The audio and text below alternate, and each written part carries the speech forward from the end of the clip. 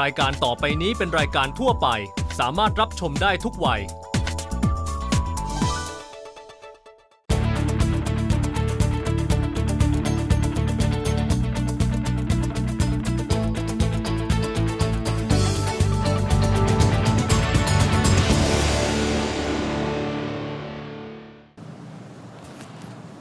สวัสดีค่ะปัจจัยหนึ่งที่จะทำให้เศรษฐกิจไม่ว่าของประเทศไหนเติบโตก็คือการมีผู้ประกอบกิจการที่มีคุณภาพนะคะซึ่งทุกประเทศค่ะก็จะต้องสร้างสภาพแวดล้อมที่เอื้อให้เกิดผู้ประกอบการเหล่านี้ให้ได้มากที่สุดนะคะวันนี้เราจะพูดคุยกับศาสตราจารย์เอโกอัลติโอซึ่งเป็นผู้ร่วมคิดค้นดัชนี GEI หรือ Global Entrepreneurship Index ซึ่งเป็นดัชนีที่วัดคุณภาพของสภาพแวดล้อมที่เอื้อให้ผู้ประกอบการค่ะเป็นการสำรวจแล้วก็จัดอันดับ130ประเทศทั่วโลกไปดูกันนะคะว่าประเทศไหนที่โดดเด่นด้านนี้และสภาพแวดล้อมที่ดีสำหรับผู้ประกอบการคืออะไรบ้างไทยอยู่ในอันดับที่เท่าไหร่และมีอะไรบ้างที่เราต้องปรับปรุงค่ะ Global Entrepreneurship Index หรือที่เรียกย่อๆว่า GEI คือดัชนีชี้วัดความเป็นผู้ประกอบการทั่วโลกจัดทำโดย Global Entrepreneurship and Development Institute หรือ GEI ซึ่งเป็นองค์กรไม่หวังผลกำไรที่ทำงานวิจัยเกี่ยวกับความเชื่อมโยงของการเป็นผู้ประกอบการการพัฒนาทางเศรษฐกิจและความมั่นคงสำนักงานตั้งอยู่ที่กรุงวอชิงตันดีซีสหรัฐอเมริกาดัชนี Global Entrepreneurship Index เป็นการวัดคุณภาพของสภาพแวดล้อมที่ส่งเสริมการเป็นผู้ประกอบการในแต่ละประเทศคิดค้นโดยนักวิชาการชั้นนำระดับโลกด้านการบริหารธุรกิจจาก Imperial College London London School of Economics และมหาวิทยาลัยเพจประเทศฮังการีดัชนี GEI ได้รับการยอมรับและเผยแพร่ผ่านสื่อต่างๆทั่วโลกไม่ว่าจะเป็น The Economist, Financial Times, Forbes และ The Wall Street Journal ดัชนี GEI ให้ความสำคัญต่อผู้ประกอบการมากกว่าการเป็นแค่นักธุรกิจที่มีกิจการเพราะองค์กร GEI มองว่าผู้ประกอบการคือคนที่สร้างสรรค์สิ่งใหม่ๆที่แตกต่างขึ้นมาเป็นธุรกิจไม่ใช่แค่ขายของแบบเดิมๆซึ่งถ้าประเทศมีสิ่งแวดล้อมที่ดีสำหรับการทำกิจการจะเอื้อให้ผู้ประกอบการมีคุณภาพมากขึ้นการสำรวจของ GEI ใช้วิธีการวัดความเป็นผู้ประกอบการโดยพิจารณาในแง่มุมของทัศนคติความสามารถและความมุ่งมั่นของผู้ประกอบการด้วยการสัมภาษณ์ระดับบุคคลถึง 450,000 กว่าคนประกอบเข้ากับข้อมูลระดับองค์กรและระดับสถาบันที่เกี่ยวกับการวางกรอบระเบียบในการประกอบกิจการของแต่ละประเทศศาสตราจารย์เอโกอัลติโอเป็นผู้ร่วมก่อตั้ง Global Entrepreneurship and Development Institute หรือ GEI และเป็นผู้ร่วมคิดค้นดัชนี GEI เขาดำรงตำแหน่งผู้อำนวยการโครงการปริญญาเอกที่ Imperial College London Business School และเป็นนักวิชาการที่เชี่ยวชาญด้านบริหารธุรกิจซึ่งงานวิจัยของเขาได้รับการอ้างอิงจากสื่อต่างๆทั่วโลกและยังได้รับเชิญไปให้คำปรึกษากับรัฐบาลต่างๆทั้งในยุโรปอเมริกาและเอเชียProfessor, when we talk about entrepreneurs and entrepreneurship, I usually think about someone who starts a new business, starting from a small one, someone who's usually young with new innovative ideas. Is that the correct understanding? Typically, we are talking about the creation of new businesses. But actually in Thailand, most new businesses are self-employment. That is not necessarily very innovative and growth-oriented. So we are talking about street vendors and such. They are very important for the economy, but then you have a small proportion who are innovative, growth-oriented, and seek to create many new jobs. And this is the focus of our index, really. What is the difference between small businesses and entrepreneurship? Small business is something you do to create income for yourself and maybe for one or two other employees. You do something that you don't necessarily do anything innovative. You create a new shop or you have a barber shop or whatever, small service business. And this is fine. This is important because it generates income for a lot of people. Entrepreneurship is about doing something different. If small businesses do something similar, entrepreneurs try to do something different and they try to grow that business. You might have a street vendor who sells food on the street, as there are many such small businesses in Bangkok. Then you have someone like Facebook in the US who does something that no one has done before, which is a social networking concept, and then they grow that concept.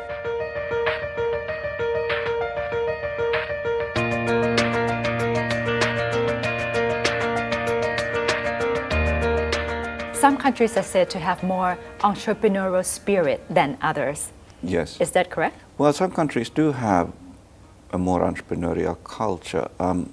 We see a difference, for example, between the United States, who tend to have a very strong entrepreneurial culture in parts of the country, not necessarily everywhere. Then you have countries like Japan that are very successful, but that do not necessarily have such strong entrepreneurial attitude. Thailand's entrepreneurship scene is dominated by small businesses. This is self-employment and small business managers. Thailand could use more innovative businesses, innovative new high-growth businesses, exciting new businesses who do different things and who seek to internationalize. This is where Thailand needs to strengthen its culture. Just now you said Japan is not very entrepreneurial, but it is a very successful country in terms of new technologies and innovations and competitiveness, which contributes to the overall growth to its economy. Is this like a contradiction somehow for Japan? It is not a contradiction, but it's a very good example that you are taking up. You can be successful if you have innovative large businesses, which is the Japanese model. They have Sony Corporation, they have Toyota, they have consumer electronics, very strong and innovative large businesses. If your large businesses continue to innovate and they are efficient, you are doing fine. So the lesson here is that there's no one model that fits everyone. An alternative model is Taiwan. Taiwan also has large businesses such as Acer, ASIS, and especially in information and communication technology sectors. But these are young corporations. So in Taiwan, the entrepreneurial dynamic is much stronger, and actually they rank 8th in the top 10 in our index.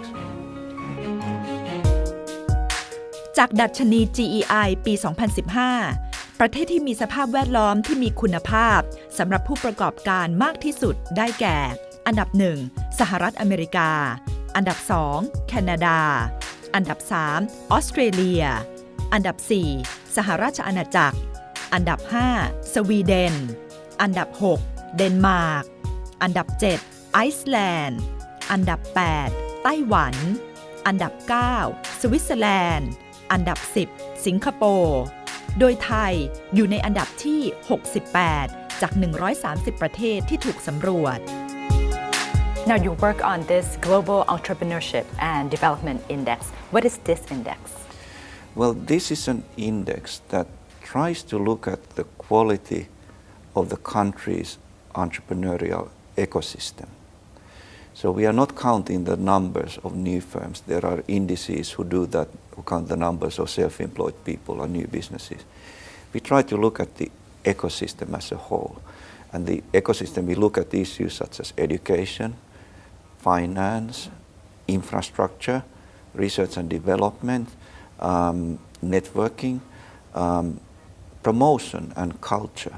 So we look at all aspects of the ecosystem, and we are assessing the quality of that ecosystem to nurture innovative and high-growth businesses. What are the interesting findings? There are a couple of interesting findings for Thailand. If you count self-employed people in the population, Thailand ranks very high. It's actually second globally if you look at established small business managers. Wow. But if you look at the ecosystem as a whole, our index puts Thailand at 68th amongst 130 countries. This is not bad performance, it's good performance, but Thailand, if you compare to Malaysia, Malaysia is number 53, so Thailand is 15 places behind. Index score is approximately 25% smaller. So Malaysia is a little bit ahead. Thailand is actually close to China. China is a little bit ahead. China is on the place 61. So for this index here, how does it relate to competitiveness of countries? At the country level, you can think about entrepreneurship as a resource allocation process. Entrepreneurs perceive opportunities, but the only way to check whether the opportunity is real is to pursue it, and that means mobilizing resources. If the entrepreneur is correct and the opportunity is real, then the resources by definition get stuck into high productivity use. If the opportunity is not there, then the resources are released back to the system and to be allocated to alternative uses. The net outcome of this trial and error process is increase in total factor productivity, which is the most important factor behind economic growth because that's a measure of how much output you get for a certain level of input. So if you have a well-functioning entrepreneurial dynamic in the economy, you will see higher total factor productivity. Total factor productivity directly translates into higher GDP growth. If we look at the top 10, there are big countries like the US and Australia and small countries as well like Denmark and Yes. Singapore. So Yes. size does not matter. Size doesn't matter. It's more about the quality of the entrepreneurial ecosystem. And we are really trying to understand the entrepreneurial dynamic of the economy. So if you have many small businesses who do similar things, then you don't necessarily have the kind of innovative dynamic that is required to support long-term growth in the economy. So where do these new and different things come from? This is where you need a well-functioning entrepreneurship ecosystem where many different elements are synchronized. They contribute to the good dynamic in the economy.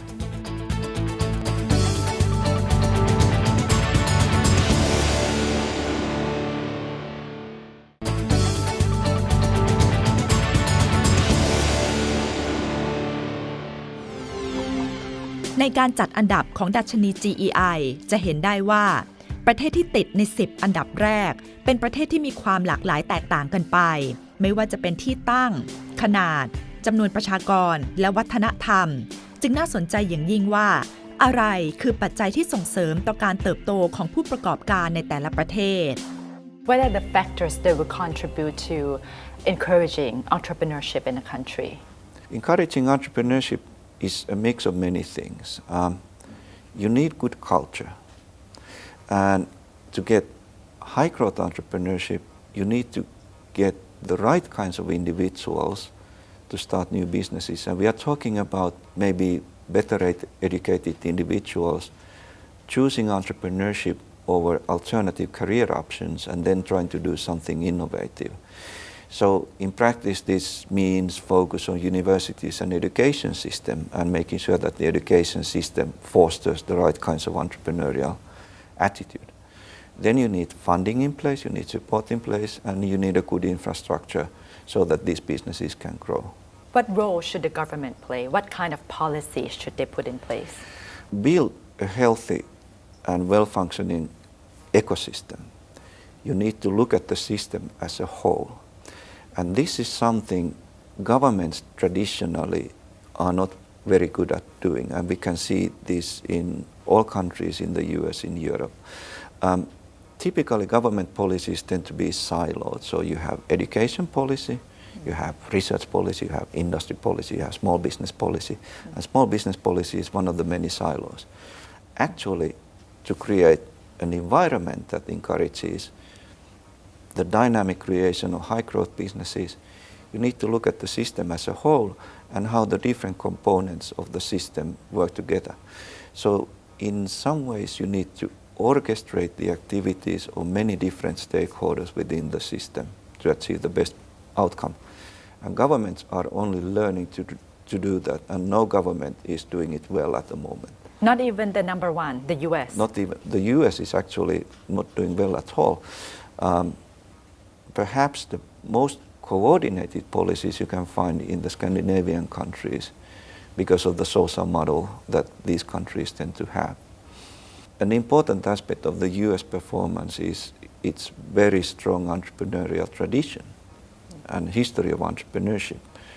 And this history is not present in many countries. In Scandinavia, for example, it tends to be industrial history is dominated by large business, and entrepreneurship is something that is quite new. And entrepreneurship, if you think about high growth entrepreneurship, is a fairly recent thing in most countries. So when you talk about new entrepreneurship, is that more businesses relating to technology or IT? This is an excellent question. When people think about high growth, they tend to think about the internet and digital technologies and Facebooks and Googles and those kinds of businesses. Actually, if you look at the data, you will find that there are high growth businesses in any sector. You can find them in waste management, you can find them in low technology manufacturing, you can find them in low technology services. It would be a big mistake to think that high growth is something that's limited to high technology only. In many sectors that are not high technology, you can achieve tremendous growth if you focus on business model innovation, delivering your products and services in an innovative way that is different from competition. MySQL, for example, this is the software that runs most websites, databases. They started with the traditional business model, which is to print their software on a CD disk and then sell the software in a box. They tried 3 years, they went nowhere, no success at all. Then they made one small change.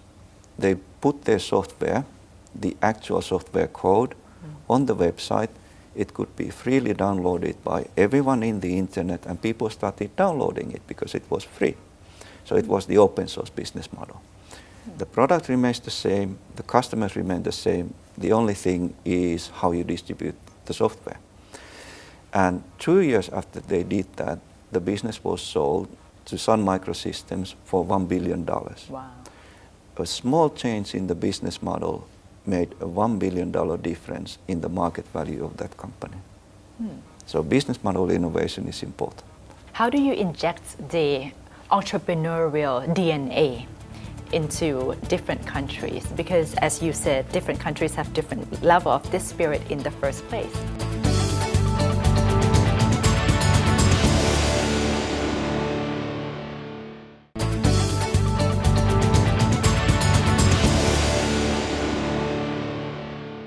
How do you inject the entrepreneurial DNA into different countries? Because as you said, different countries have different level of this spirit in the first place.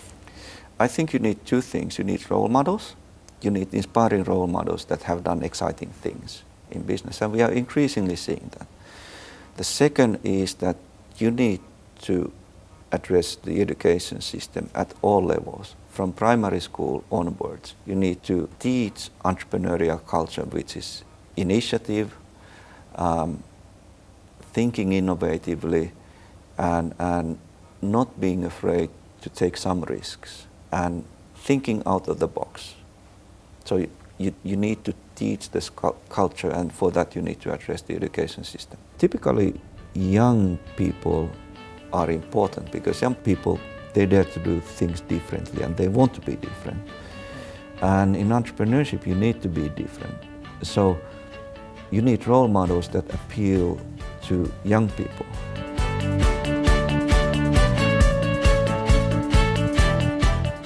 What would be the best example for other countries? Which country do you think has the best example? Is there one role model?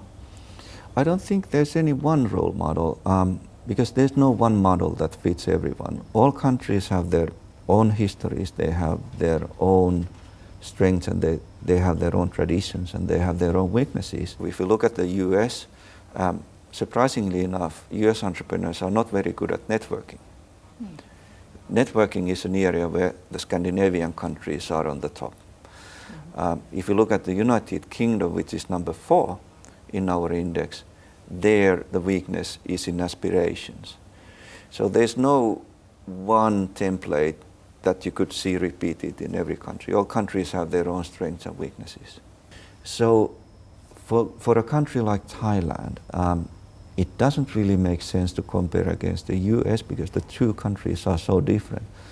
So for a country like Thailand, you would want to compare against countries such as Malaysia, perhaps looking at Taiwan as well, and then trying to learn from these countries. There are some things that they do better, there are some things that they don't do that well, and then trying to understand where the lessons are that could be adopted in this context.